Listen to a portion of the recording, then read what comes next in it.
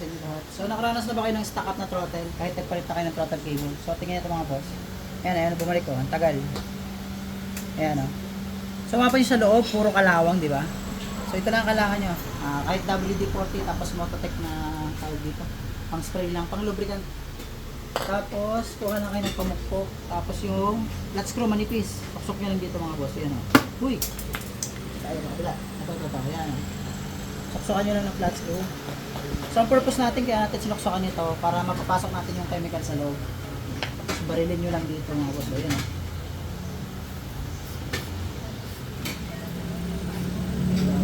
Tapos, tanggalin nyo na.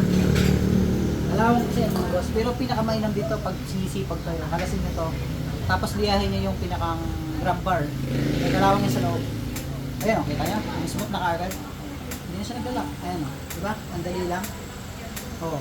Ayan, stock pa yan. So, dahil lang dito sa Mototech, lubricant lang, okay na siya. Ayan. Diba?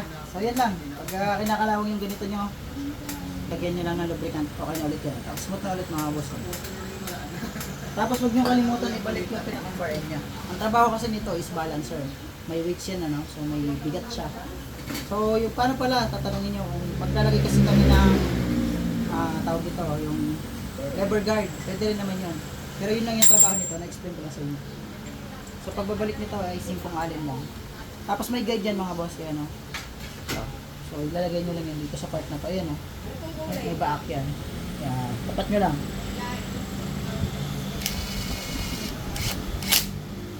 Okay na. Yan, tapos na. Thank you.